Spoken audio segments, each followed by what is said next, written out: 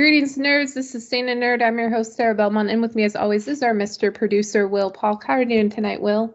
Doing very well, Sarah. How you doing this evening? I'm doing good. It's been That's good. interesting here because we finally got like some warmth, some heat. Yeah.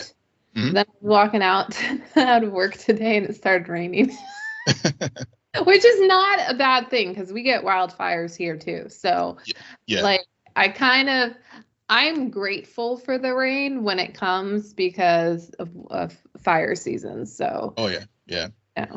Yeah. In my day job, I work with a lot of folks from the western states and Alaska, and yeah, fire season is something that that's always top of mind with with my colleagues. Yeah, definitely. All right, we're gonna do the X-Men extravaganza and get to 4 episodes and break them down. Probably 3.5. That first one. Anyway.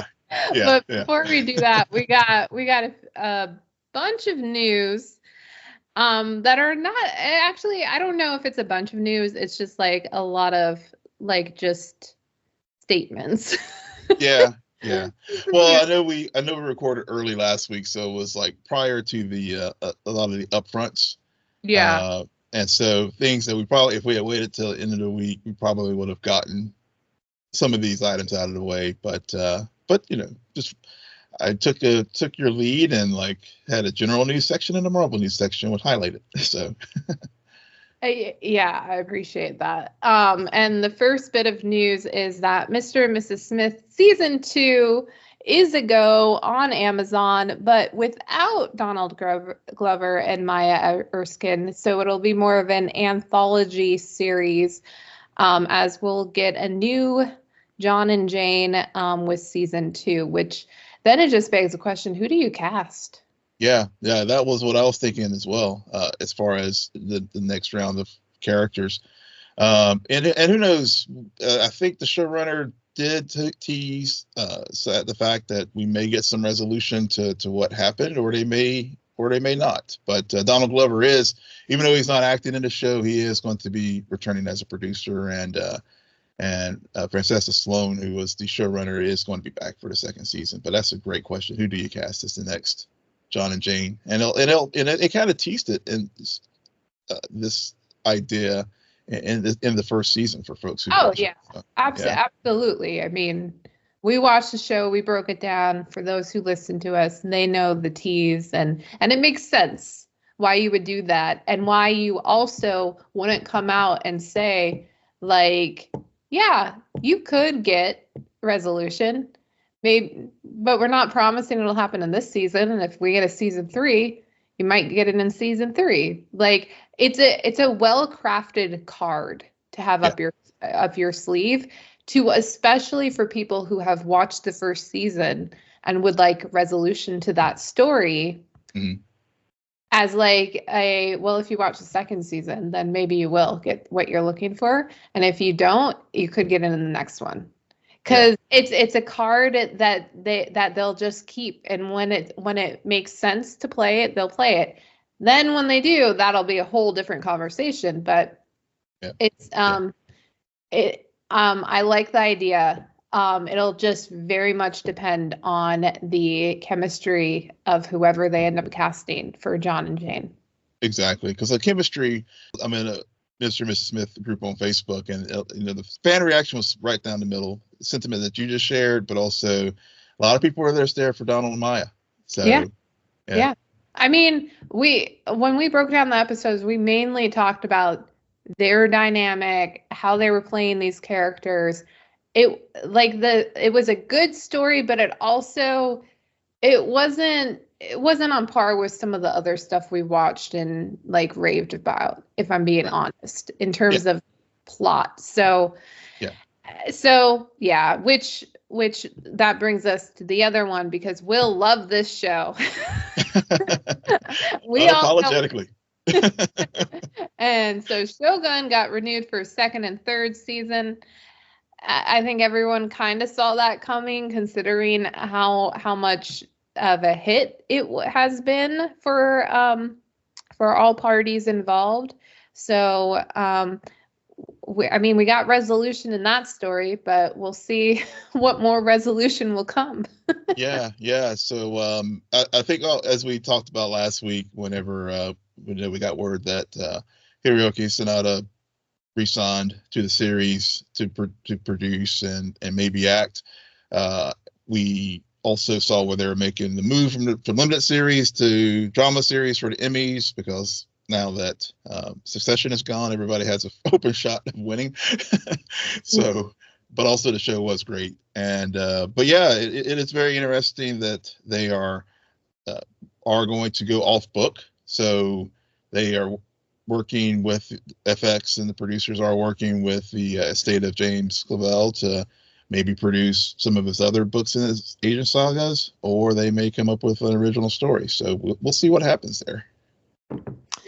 And also, the other show we were covering somewhat simultaneously with Shogun was Body Problem, which it has also been announced that it's been renewed on Netflix for, now correct me if I'm wrong, Will, for a full second season and then an undetermined amount of episodes to conclude the series as a whole?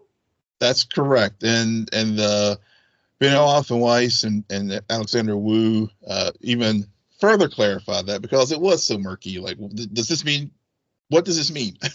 Right. And so they did share that the additional episodes, they made a point to say that Netflix has promised seasons. So so we know we'll at least get a second, probably a third. I think I read an interview somewhere before where they were hoping to get 3 to 5 seasons to really tell the story. So we'll just see what happens. The thing is, it's probably not going to be, it's going to be a while before we get the second season of the show, because it took them 4 years to even get the first season to production and through writing and everything. And they said it might take them 3 years to work on the next script. So it's going to be a minute before we get the show.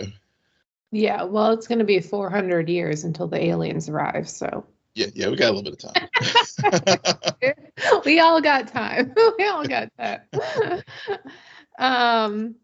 And then just a lot of Marvel news. Agatha Long will drop on September 18th. Yep. And we'll be covering that when it does. Yeah, it'll be the first 2 episodes, and it has a 9-episode season.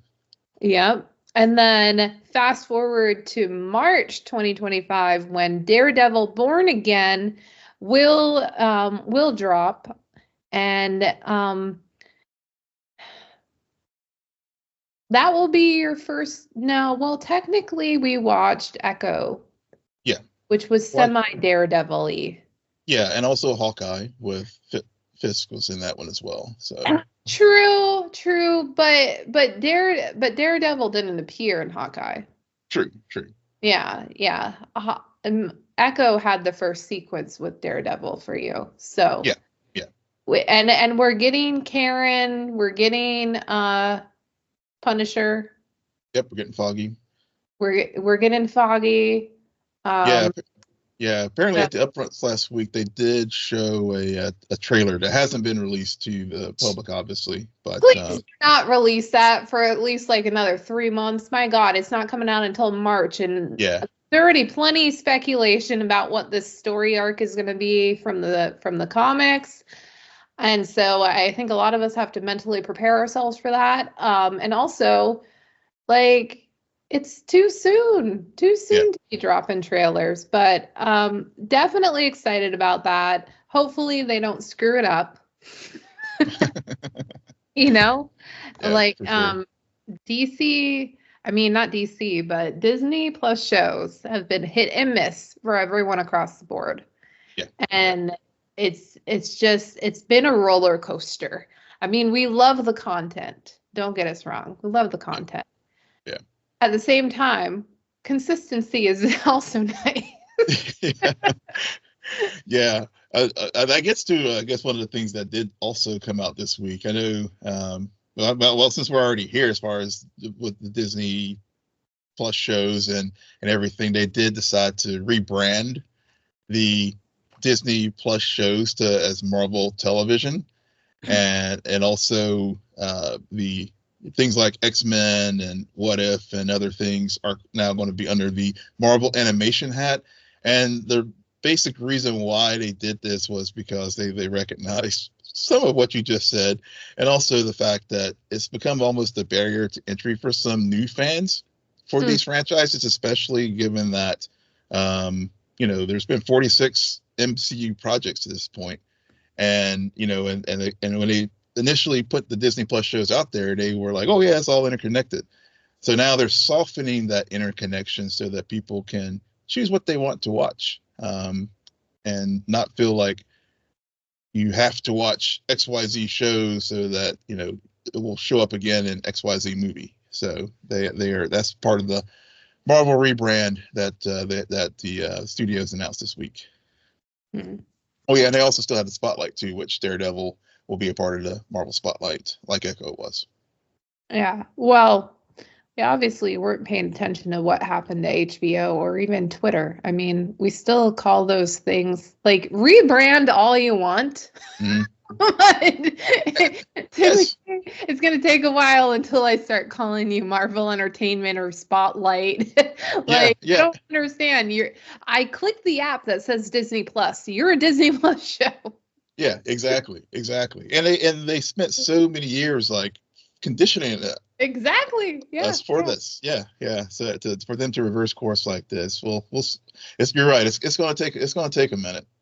It's become a fad, and I don't appreciate it, because what else is next? What McDonald's is gonna rebrand? The Big Mac. Then what? Like, they're just gonna be M. Yeah. Be like, okay, so you're talking about McDonald's? M? I don't understand it. I don't get it. You put yourself out there, and then you're stuck with that name for life. Okay. Yep. Exactly. Oh my God. But to go back to Disney Plus shows, another one is that it was confirmed that in 2025, Ironheart will drop, and What If will end with season 3. Now, is season 3 going to drop next year? It has not been announced when it's going to drop, but it will be. The only thing that we know for certain is it will be the next Marvel animation project to drop. So I know there's a couple other things that are out there, as far as I think there's a Black Panther Wakanda series, and there's the Spider-Man first year animation project that was announced. But What If is going to be the next one in the queue? Yeah. On the animation side. And on the live action side, I would assume a new Untitled Vision series is coming in 2026 with Paul Bettany to return as the character, and Star Trek Picard showrunner Terry Maltese will be the showrunner. So that was was mixed for me. It was like mixed feelings, because on the one hand, Terry Matalas, as everyone knows, I'm a big Star Trek fan, and that third season of Star Trek Picard universally was praised by everyone because of what he did, turning that series around. Because by the end of that second season of Picard, I was ready. I was just done with it, because it was just so underwhelming. But that third season, he was a very artful showrunner, very great storyteller. He also was a showrunner for 12 Monkeys, which I know a lot of folks are fans of that series as well. And so when I saw that he was going to be announced as showrunner for this Untitled Vision show, I was like, all right, my geekdom has collided. But on the downside, I know a lot of Star Trek fans are excited about. One of the things that did come out of Star Trek Picard was a call for a new show called Star Trek Legacy, and people were hoping that he'd be showrunner for that. Now, it's not saying he can't do it, but Paramount still has to even greenlight that. But a lot of fans have been wanting that show to continue the new generation that was spun off from third season of Star Trek Picard. So we'll see what happens there. Yeah. I mean, this show is apparently coming in 2026, which means 2028. Yep. And A lot can happen. Like, how many projects have we gone over that have been announced with a director, with a showrunner, and then by the time it drops, it's gone through at least 2 changes? Yeah, and it's not lost on me that this time last year we were just getting started with the writer strike, and and when you look at 2026, I mean that's going to be another labor year. So, I mean, obviously they'll probably start filming and producing the show in 2025. So I don't think that'll impact it, but there's a lot of variables as you noted. Yeah, they just when you think things are getting back to whatever normal is these days in 2024, things happen, and then it's just one obstacle after another. So until we see it, who knows what will happen. And the last bit of news is X-Men film is in early development, which I feel like it's been in early development for at least 3 or 4 years, because I think it was teased a long time ago that MCU was finally going to do X-Men quote unquote justice. And Marvel Studios has hired Michael Leslie to pen the script. Who is Michael Leslie? Why should I know that name? Yes, you should know that name. He just recently was the screenwriter for the latest Hunger Games film, The Battle of Songbird and Snakes, was his most recent project. But he's also had some history with Marvel, with I think some of the Fox Marvel films back in the day. With the X-Men there, so he and some other projects. So I don't know if that bodes well for Michael. Yeah. I don't know. I mean, that's another movie, and we were talking about this during pre-show. That's another movie I kept seeing the trailer, and I swear, whoever the actor who played Snow in it. Mm-hmm. He was all over my For You page on TikTok for at least 2 weeks during promotion, and I was so tempted. But by the time I watched all those TikToks, I felt like I had already seen the movie. So I'm like, whatever. I'm not gonna go see it. But and let me correct myself. He wasn't a part of the early X-Men films. He was, but he did do Assassin's Creed and Macbeth. That's what it was. You're not doing this guy any favor. You're just I don't know. Yeah, there was somebody else. There was another producer that I was thinking about when I mentioned that the X-Men stuff. But yeah, proceed.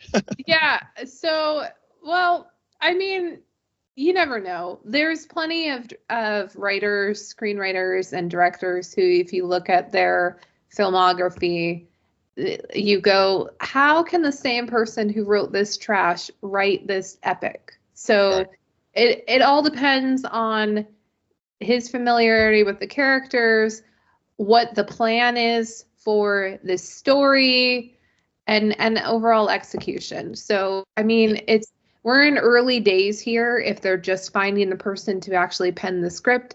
So we'll probably see this in 2030. Yeah, and it'll probably.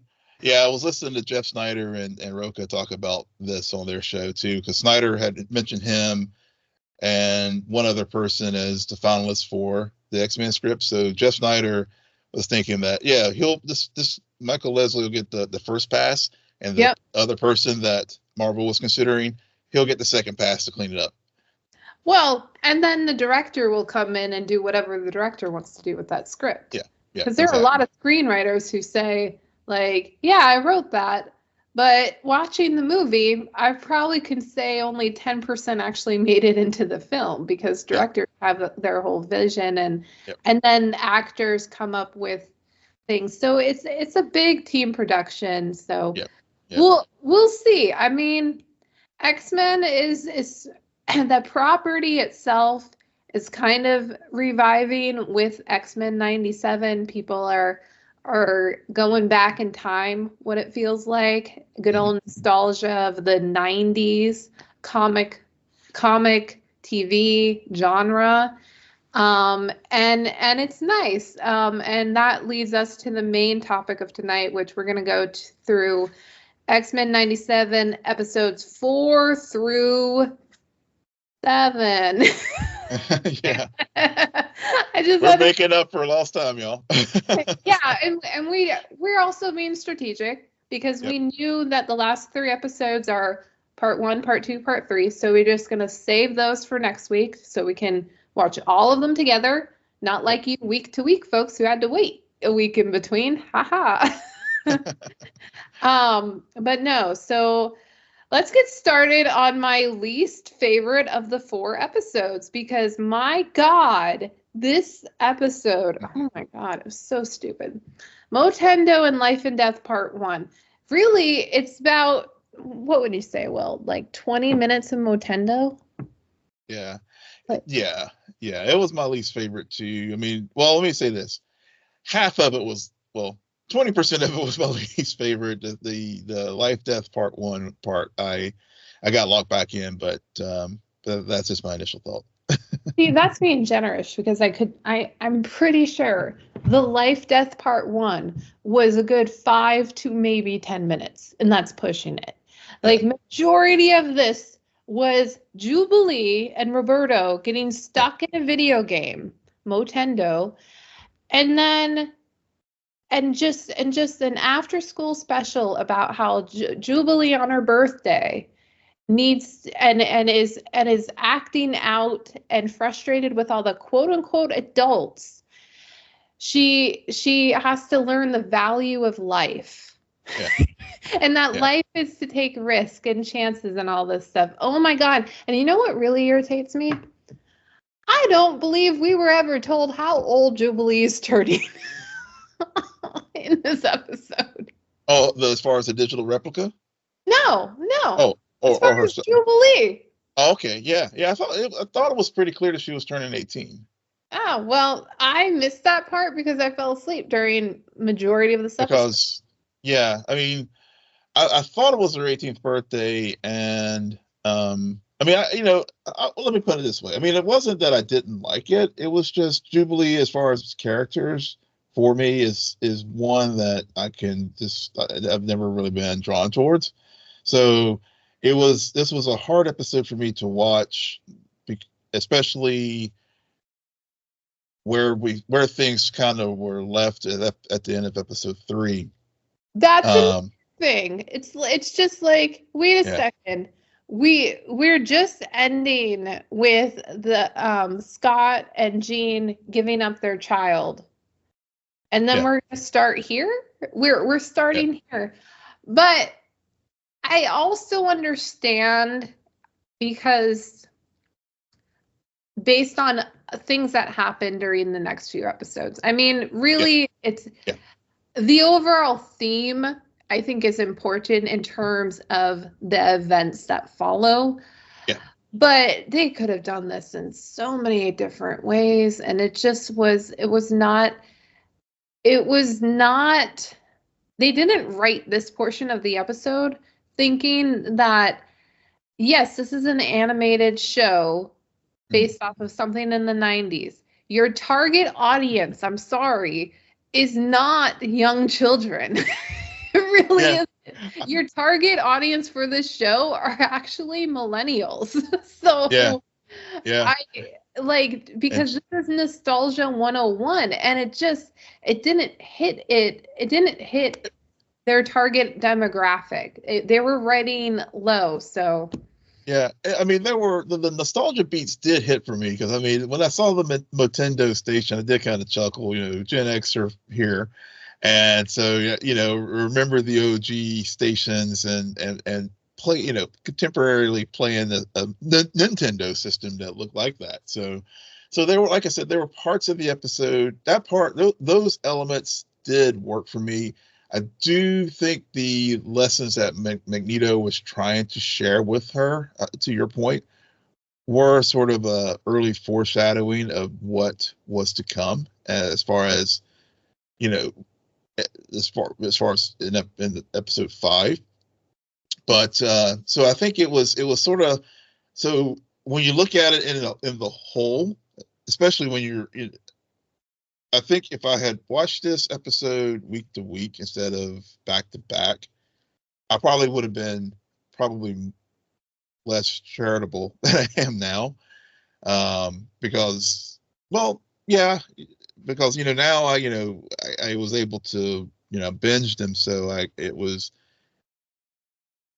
see where they were going. It's a different experience. Watch, like, binging things versus week to week. Yeah. And of course your response and reaction to the story will be different, because week to week you have yet to see what else unfolds after that, and if it leaves a distaste in your mouth, that's going to last longer than, and then right after this I'm going to go into the very next episode, which completely overshadows the events of the previous. So which yeah, I was going to say the storm pieces, it was an interesting juxtaposition with this episode, as far as just Jubilee's kind of like, maybe spoiled, or like, I guess, what you're seeing, what Storm is going through as far as loss of her powers and meeting up with Forge and all. It was, I see where they were trying to go, but at the same time, it was like, and again, I think it's just, again, as I noted, my feelings about Jubilee to begin with. I'm just kind of like, about the character. So I wasn't as invested I'm not invested in her story as whenever it turned to Storm and what was going on with her. I was more engaged and more invested with that. Yeah, I mean, you're definitely being more charitable, which our listeners are used to, than me, because even though I like what the life death part of this, I don't even know if it was necessarily complimenting it, because it felt like a tacked on sequence. It felt like an after credit sequence, like a tease for what's to come, because it was so short, but also was just very different, because what Storm is going through in terms of the loss of her powers, and then meeting Forge, and the tease of the emotional trauma that was occurring with Storm during this moment, that you don't really even understand until you get to part 2. Yeah. And then the only connection that seemed like, okay, I'm still watching the same show, was really when the owl came. Yeah.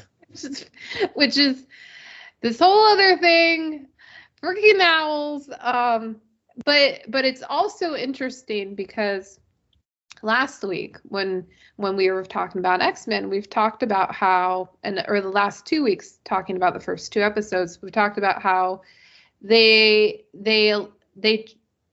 have a full episode, and then they always leave us on like a somewhat of a cliffhanger. Yeah. And they kind of did that with this episode, but they also started leaning more into, and hold this thought, because we're going to talk about something else, and then we're going to come back to it, because the next episode 5, is called Remember It. We're not getting part 2 of Life and Death until episode 6. So, and I also think, because we're binging this all at once, we already know that. I can only imagine if like, what if I'm like, wait a second, what? I'm sorry, you started something. Why aren't you finishing it? Yeah. What's going on here? But we can't talk about Life and Death part 2, because we got to talk about Remember It first, which this episode, for people who have watched this series, or probably have been waiting for us to get to this episode, because this episode, I swear, anybody who's watched the show always talks about it. And I'm gonna make everyone really pissed off right now when I say, this is my issue. Y'all hyped it up, and so my expectations were high. And so, did the episode meet my expectations? No, it didn't. Because, and I did think about this after watching everything on Sunday, but it's the same reason why I don't think, if you were ever to watch Succession, knowing what you know about the final season and episode 3 in particular, it's not going to have the same effect on you that it did on me watching it real time. Yeah. And it was designed purposely for that. This is where I kind of wish we had watched the series from the get-go, because then episode 5 would have hit me in a very different way. Very different way. I was kind of expecting for something major to happen in episode 5. And I also was kind of expecting for something to happen with Rogue, Magneto, and Gambit.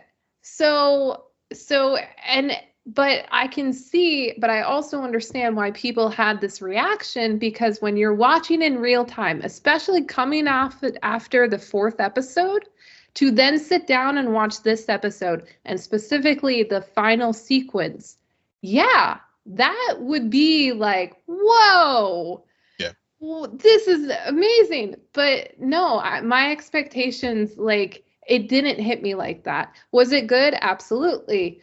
Was I like, oh my God? No. I really wasn't. Yeah, that I could actually, you know what? I'm gonna co-sign what you just said. Thank you. Yeah, it was still impactful. Yeah. But for different reasons.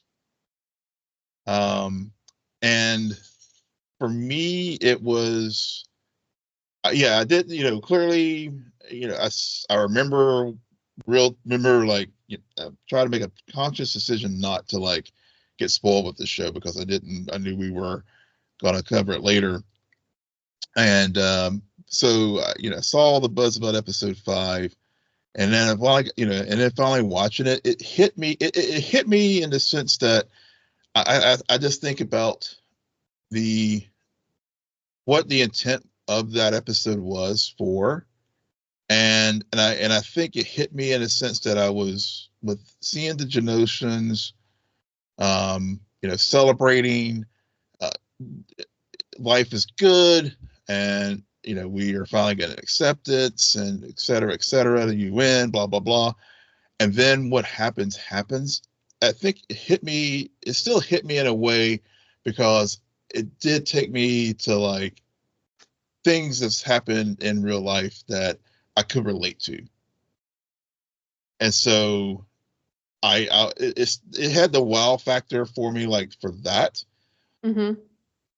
And like, whoa, they went there, kind of, for me, again, thinking about contemporary things that was going on in the world now, things that happened in the past, like the 9/11 Pulse nightclub, and other, any events that, where people are specifically like sought out to, be mass, where here you had a genocide. I mean, let's just call it what it is. Mm-hmm. So it still resonated from that standpoint. But yeah, but to your point, I agree. It would have hit me a lot. It still hit me hard, but I think it would have hit me a lot differently, harder in a different way, if I had watched it when it premiered back, I guess, mid-April, I think, or late March. Yeah. Yeah. And just not having everyone kind of hype it up. Yeah. And it already being like, but I totally understand why. Yeah. I mean, I understand why things go viral, because if I was watching it in real time, I would have had a very different reaction probably to it. Now, I will say I don't know how much. Okay, so we also know that I'm a big Gambit and Rogue like shipper. Yeah. I will have to say I have like so many different feelings about this, because they killed Gambit, supposedly. Yeah. Which for some reason, like, that's the other thing why I'm kind of like, yeah, but in a later episode, we find out Xavier's still alive, and then we find out also in a later episode that Magneto's still alive. So I'm starting to lose like stakes here, and it just seems weird to kill him. But on top of that, I will have to admit the Gambit and Rogue that we're getting in this series is not my cup of tea. It's not like I was praying that it would be very nostalgic for me because the original series, I was all about them, but no, they and I blame the writers because they decided to instead introduce Magneto. And then we have this whole Magneto Rogue thing, but they also are not developing this triangle very well, which is just a crime, okay? Because you got the triangle, and there's a lot of very well executed lines, well written lines in this episode that is triangling these three people, triangulating them. However, my emotional connection is not there because it's just so quick and so like. But I also understand why they don't need necessarily to have this all like this love triangles be stressed out around multiple episodes because like these characters have been around for decades. Right. We get it. We understand this backstory. We don't have to rehash it. But at the same time, as a viewer, I go back and forth on it. Like, I understand not rehashing, but you also, to really pull someone into having this conflict between these two people, there needs to be more. I was surprised by myself where I thought what was going on with Jean Grey and Scott was so much more interesting than what was going on with Genosha up until the final sequence occurs. And because on top of that, I just want to get this one other thing out before I forget it. On top of that, this is not my Rogue right now because I don't appreciate this whole idea of, so Magneto gives her this offer basically to become Queen of Genosha and rule by his side. So they're together. And then she goes and talks to Gambit, and he's like, fine, do what you gotta do, whatever. C'est la vie. And then she arrives, and it's what, a 2-minute sequence as if they're dancing and there's a kiss, and you're like, oh, she made up her mind. Only for a split second later for her to be like, that was nice, Magneto, but no. I'm just sitting here like, yeah, why do the dance? Why do any of that? That is so weird to me. So I just wanted to get that out there that I'm very conflicted over a lot of stuff. Yeah.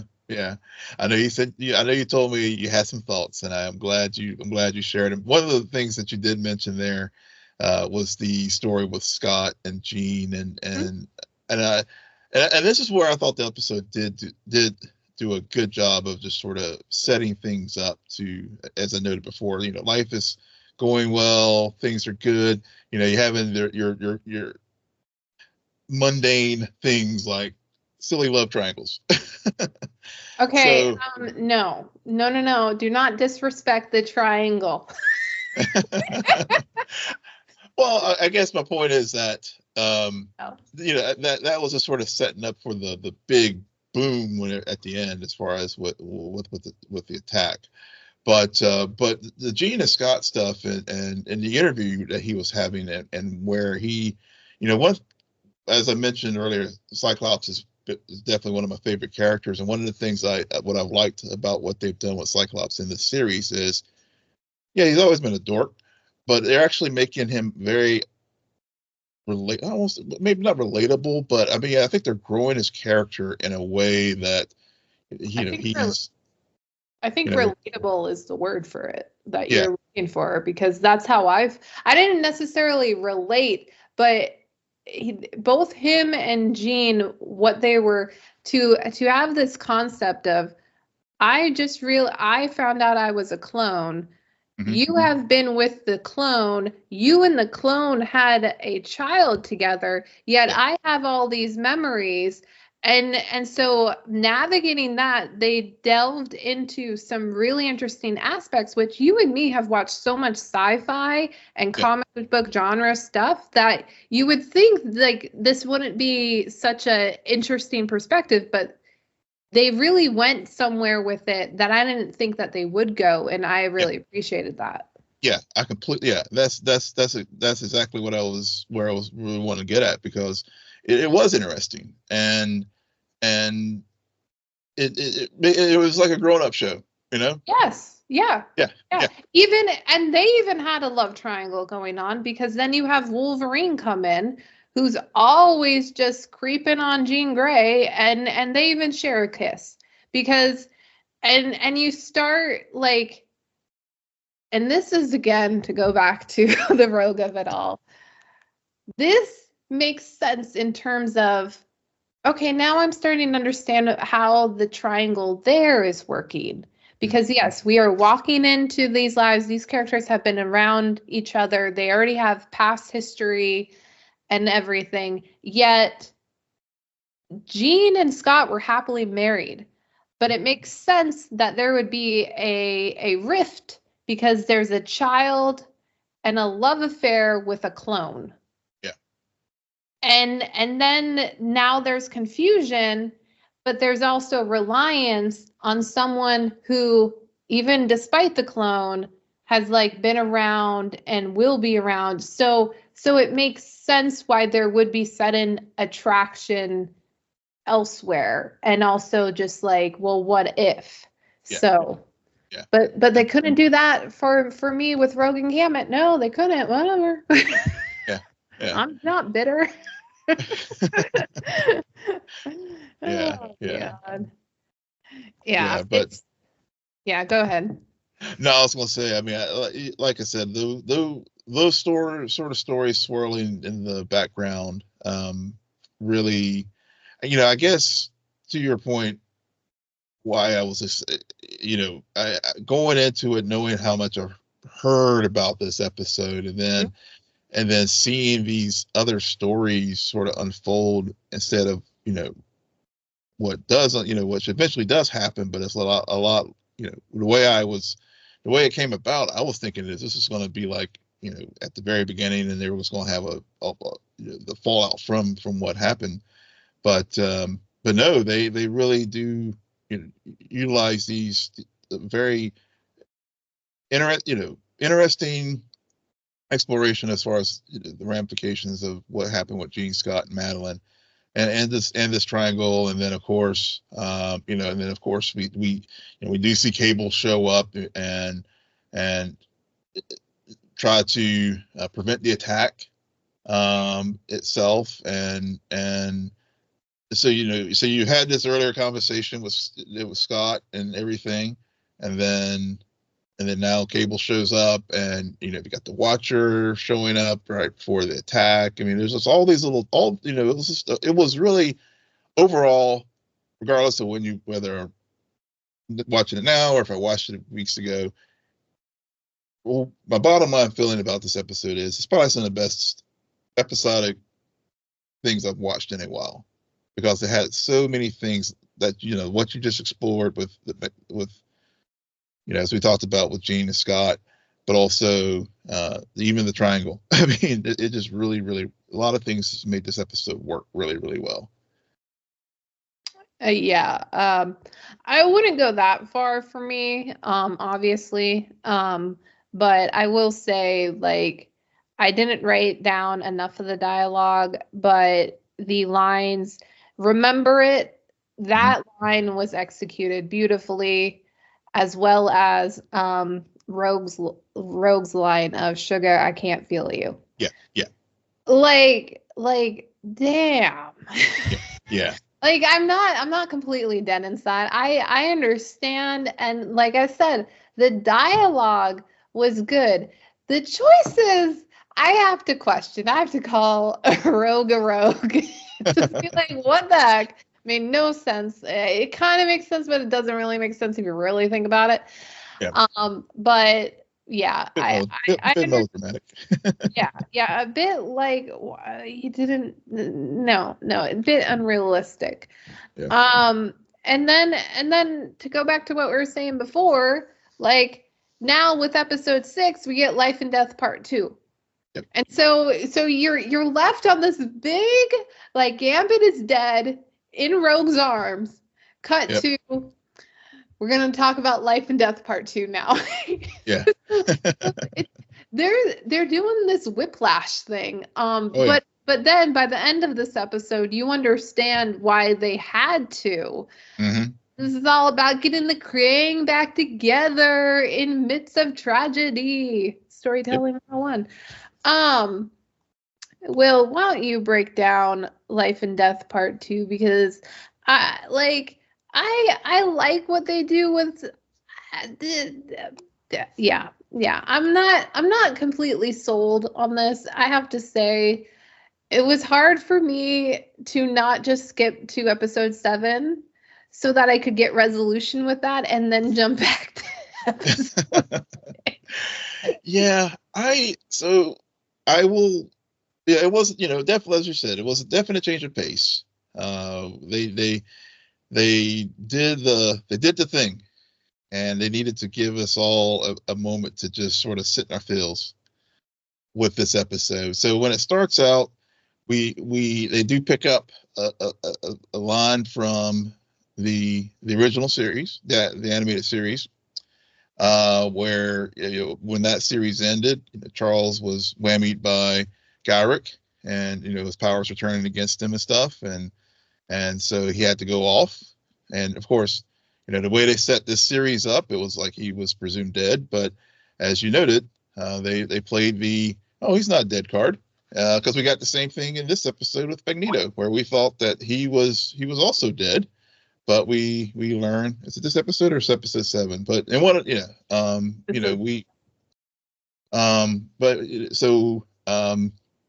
I will say, it was so we see where Charles is going off to, and at least with the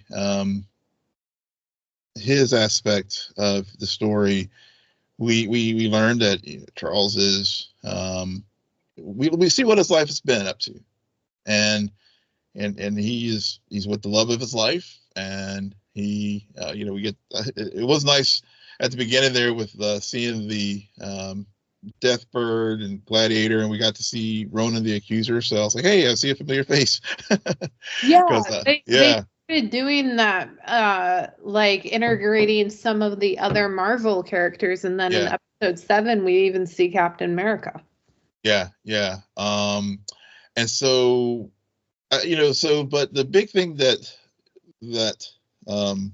with Charles and his story, and taking the things that he and Eric were debating as far as on Earth, and how Charles literally has them all sit in class to like show how things can be, and how he wanted to. He had to had the dream of coexistence of two factions, like what we were seeing there with Yolanda and her sister, how y'all can work things out, and so it was a good change. It was a change of pace, and it filled us in on what really has been going on with Charles, at least to start things out. Yeah. So the Charles thing, it was interesting until about 5 minutes into it, and then I was just like, okay, but seriously, let's go back to the real children. Yeah. Because this felt like I was talking about in, ironically, Life and Death Part 1. It's now I think this was better executed than the Jubilee stuff, but it felt so different.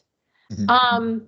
And what was, it's not the Eternals. Yeah, actually this felt like the Eternals meets, what was the Immortals? Yeah. Do you remember that? Do you remember that? I do remember that. Yeah, that short-lived TV show. That trash. Yeah, yeah, Very short-lived black. yeah. The only Yeah. good, My, yeah, my yeah, God. yeah. The only good thing that came out of that show was Anson Mount. Yeah, Yeah. I mean, all of these things have like peaks because we do see that again, but and then because of that, I kept getting flashbacks of that whole council scene, which ironically featured Xavier in your favorite movie, Doctor Strange 2. yeah, yeah. Yeah. With the Illuminati. Yeah, yeah. Yeah, and then it brought me and Kree. So it's interesting how when I think about this episode and I think specifically about the Charles of it all, the Xavier of it all, the it pulled more into not the X-Men universe, but the Marvel universe. Yeah, yeah. And so it was kind of like a precursor of, oh yeah, we're doing this show that you watched when you were a kid, but that show was small and this show is big. Yeah. And so I can appreciate it on that. Now, granted, I also just listed a few things that, like, when all said and done, were complete trash. So I'm kind of like, I see what you're doing and I appreciate the tapestry. At the same time, could you've chosen something else? Yeah. Well, yeah, because I mean, it was like, I guess the false choice of like forfeiting his memories and Yeah, it's so melodramatic, as you were saying. Yeah, I was just weird like, choices. You're okay, just like, yeah. I like these are adults. Can they be given a choice that feels much more like an adult? I mean, again, this is better than the Jubilee stuff, but it felt very much like a lack of stakes. Yeah. It did, and I know they were trying to, and I know and I guess they were, as I noted earlier, they were really trying to really show on the galactic scale, to your point, how what was basically the philosophical divide between Charles and Eric on Earth, with coexisting with humans and or not. And so they were trying to do it. So I got where they were going from, but it did, I have to say, I mean, it was this watching these four episodes was a real roller coaster. It was a long morning for me. It was a roller coaster. And I'm not saying it was just, it's not that it's a bad thing. It's just I just felt like peaks and valleys as far as as far as just like the ride I was on. And so and to finish out Charles's stuff before we get to it, and then of course we know, I mean, because at the end of the day, it was, I guess, not even, you know what he's going to do, and so it did, like you said, it did lessen the stakes, because at the end of the day, we know he's going to go back to Earth. Yeah.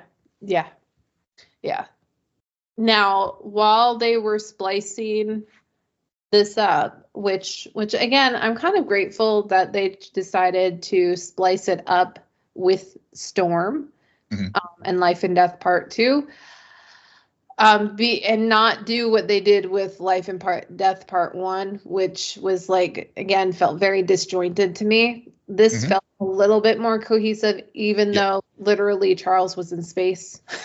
Yeah. And Storm was powerless in the desert. Yeah. But worked so much. Her story works so much better in this, as far as the two. Again. Yeah. Why don't you go ahead and dive into it? Yeah, I mean, just really the honest that just the exploration of what was holding her back. Because Forge in Life and Death 1, they had the machine try to get her powers back, and they used the adversary there to the Demon Owl to basically explore what her deepest fears, and I liked how they tied in the thing that she had mentioned, talking to Jean. at the time with Jean, at the time, that she her don't you ever wish to be a human every now and then? Wonder what that's like, those kind of things. And so and then once she finally got it, and to lose, she lost herself, but also but then at the same time she was really grappling with the fear of of just not know who she is, and also trying to figure out what her place was, and in the imagery, using the coffin box and everything like that. I mean, I thought it was those aspects of the episode really drew me in, and again, I knew that ultimately she would get her powers back, but the journey was very satisfying as far as her getting them back. It wasn't just a little magic wand stepping into a machine, but she had to really dive deep into herself to realize this is who I am. So okay, in part 1 they used the machine, they don't think it worked, but it did work, right? Yeah, ultimately. But yeah, the owl was more of a aberration, it was her fear brought to life. What was the owl? Yeah, I think they were just a reflection of her fear. Reflection of her fear. And it makes sense kind of, because it definitely felt like a weird nightmare creature thing, not like a mutant or anything. Yeah. Especially the way they were talking, it was bringing up other stuff, which makes sense. So I'm going to be honest, because the machine part happened in part 1, which was an episode prior. Yeah. I had forgotten. So by the time she ends up using her powers, I'm like, wait, so what? I was very confused. I really had to think about oh, okay, now I get it. That was a fear. And so the machine did work, but I'd completely forgotten about the whole scene with the machine sequence of it all. So and now her fear. So even though the machine worked, there was still a mental block in accepting her powers because of her fear of what? I think her fear and shame. Of being a mutant?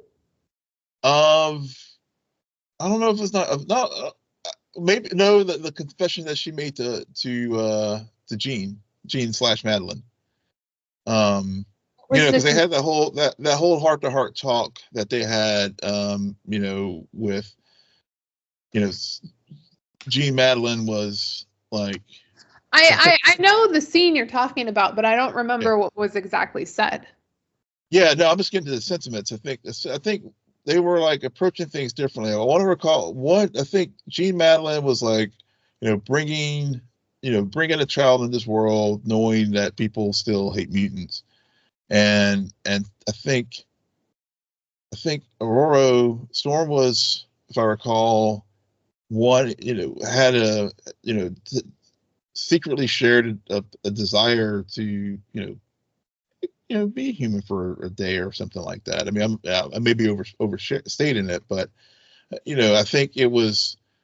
So I think I think she was just trying to grappling with that, and some of the responsibilities that she's had, and again losing, and I guess maybe she felt ashamed because she had that one feeling of well, what would my life be like if I wasn't a mutant, and now it's here, and people have guilt and deny and other things that if I wish this upon myself, but I really didn't mean it. It was just kind of a fleeting thought. Yeah. I don't know. I think they could have done that a bit better about her fears, because again, that was also a scene between her and the clone, way back in episode 1 or 2, and so I don't know. I feel like it got a bit muddy for me to completely follow and understand exactly the whole pathos of it, but It did what it needed to do in terms of exploring power loss with a character and gaining it back just in time to join the team along with Xavier because of the events in Genosha, which lead us right into episode 7 because again, start, stop with these 4 episodes. Where now that those two have gotten their crap together, we don't see them in this episode. I don't think. Maybe at the end we do. I forget. But we pick up with the funeral and Rogue going rogue, meeting up with Captain America, trying to get answers, trying to track down Gyrick and Trask, who built the Sentinel tech that ended up destroying Genosha. But you know, there's always like if they tell you this is the big bad, no, there's another one. And they've introduced 3 because don't forget the Sinister episode that happened a while back. And he shows up too. But he's also working as someone.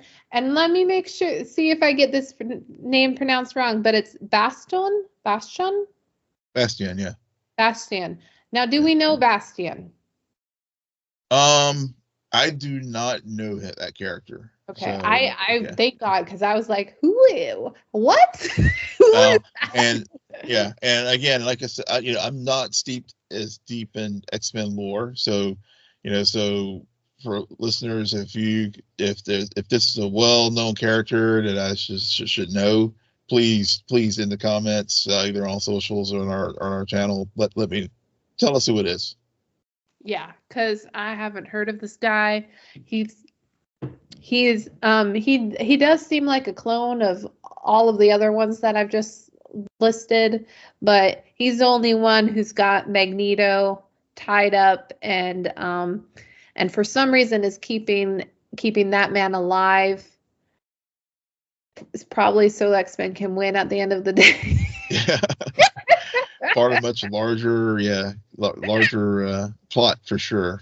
Because I mean, I know because one of the things we did learn in episode 6 was that Sinister was behind the Genosha attack, and so yeah. And it kind of makes sense that I bet Bastion is a character who's a little bit known, but it would make sense to me because I don't know that much about Cable. But it seems like Cable knows about Bastion because we see Cable in this episode, and to go back to previous episodes, like he was warning them about someone who's a lot worse than people who they're familiar with. So Bastion also might be from the future. Who knows? Yeah. And who has this bigger plan and has been using all of these other villains like have built this alliance tree sort of be yeah, I'm trying to think. So I'm glad that it wasn't, they put just enough of Scott searching for Madelyne in this. Yeah. Because the fallout from the attack on Genosha, yes, genocide, of course, but more importantly, you got Gambit's death. So we already know what Rogue is going to be doing in this episode, which she does end up killing someone. Yep. Very randomly, and there was not enough time. Maybe they'll talk about that. I don't really know, but I hope that gets addressed in a later episode. Yeah. Does kill someone. And then at the same time, you have the continued fallout of the Jean Scott dynamic as Scott is still desperately searching for Madelyne, who was in Genosha during the attack, and we don't know if she's alive.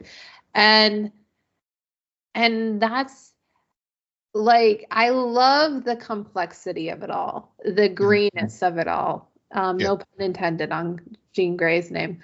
That I can see both of their sides. Yeah. Like, and that is well executed melodrama. Okay, that is what I wanted for my Gambit Rogue. I'm so pissed. Anyway, that's my thought. What are some of your thoughts about this episode? Yeah, I mean it's the same. I mean we do see the fallout, like you said. Rogue's going completely. I think between the guilt, because of course she was going to tell Remy that, hey, I was I'm you, so there's that. And then just the whenever they do encounter. Wait, you think that's why she feels guilty? Yes. I mean, it's just like when, I mean, she feels guilty because she, at the end of the day, she was going to go back to, she had planned to go be with Gambit, Well, but I don't think that's she was going to break. I mean, but she broke his heart, but before she got a chance to like tell him no, I'm going, I'm yours. He got, all the events happened. Yeah. No, I understand that, but I think she feels more guilty because he literally died for her. Because of that too. Like her anger led her charging after the Sentinel, and then he went after her to try. So if they had stayed in that tin cup that Magneto had made for her and him, like Gambit would be still alive. So I understand what you're saying about like her not being honest with him about the feelings, but on top of that, it's more about like her anger in that moment led to him self-sacrificing. So he died for her. Yeah. Well, I mean, I think to your point. I mean, this is why this is a very complex thing. Not only with what's going on with Scott, Jean, and Madelyne, but also now to what's going on with Remy and Rogue. I mean, I think there's a multitude of reasons why she is so hell bent on vengeance at this point. Yeah, I don't know. I like the complexity with Jean and Scott is because I can see both sides of it. Mm-hmm. And I wasn't expecting to see both sides of it. And they brought it out over the course of a few different episodes. Yeah. With Rogue and her guilt and everything, I was totally expecting that. It makes like it's not that it doesn't make sense. It's just so when I sometimes when I watch things and they're so simple, or maybe simple is not the right word, but when they're complex enough, but I also expect these characters to have these kind of reactions because of A, B, and C, like nothing is surprising to me. The complexity then gets deduced to simplicity. And then I'm just like, okay, this is like any other show. Like, of course, you have your love triangle, and then he ends up dying to save her. She's going to feel guilty and then go on a vengeance and lose herself. And then at the end, the other guys are going to come in and swoop her out. Like I can already see how this is going to play out. And I don't like seeing how things are going to play out. I shouldn't be able to see the future. Yeah, well, I mean, I don't feel that one doesn't get to me as much, to be honest. I mean, yes, it's predictable. Yes, but it's a natural reaction of what someone would feel. Yeah. So I mean, I'm not going to give them the merits just because they're doing the obvious. I mean, I think it's just like, how it's executed. To like, for example, she did kill. And what's going to be the consequences of these actions that she's undertaken? Throwing Cap's shield to who knows where, and I mean that's a little small thing, but I think to again, doing all these actions, there's going to be consequences of it. She did the predictable thing, but something's going she's going to have to pay for it potentially. Potentially. Like, see, that's where I know where I stand with this show, because I am not viewing this as, well, there's going to be consequences. I'm viewing as like, okay, cool. I guess my faith that there will be consequences because of other things that I've seen. I'm like, will there be consequences? I don't really know. I don't really trust. I don't have that trust in the writers that there's going to be a consequence to this, because I don't even know if they're going to address it again. Or if they're going to address it in an interesting way. They could just do a stereotypical thing. This show has had some twists and turns that, as we discussed earlier tonight, they have done, we've watched a lot of comic book shows, and they've done some things like, for example, the thing like what you were discussing with Scott and Gene. They're taking it in places where we haven't seen done in other shows. So I think we may get that. Yeah. Yeah, I question it, and I think your perspective makes sense based on everything you just said and like how you're viewing it, and the fact that you have always loved Cyclops. Okay, so let's just like spin like role reversal here. So they're basically doing justice to your storyline. My storyline is not getting justice, my friend. So if roles were reversed, I think we would be seen differently. That's fair. That's fair. But that's why I love doing this podcast with you, because we can tear apart, we can pick apart, and like, 1 week it's my favorite character gets their moment in the sun, and next week is yours. I don't know. I mean, if maybe that was true, remember, it would have hit a lot. I would have cried. Yeah. That's the thing. I totally should have cried during Remember It. And I was just watching it like, what? Like I said earlier about Remember It, it hit me, like I said, it did hit. It did hit, but for different reasons. And it wasn't. I wasn't on the floor like I was during The Last of Us, and maybe I would have been if I watched it, along with everybody else, or maybe not. I don't know. Hey, well, we know that I do cry, because I admitted that I cried last episode of One Day earlier this year, which, my God, and I knew, see, this is the thing again, like, I knew that story, and for whatever reason, I knew exactly what was going to happen. I didn't even die at the spoil alert at the death scene. I died at the funeral mourning sequences. Yeah. It's the most bizarre thing ever. And it's just like, but it hit me in a different way that I was watching. I didn't even cry during the 3rd episode of Succession.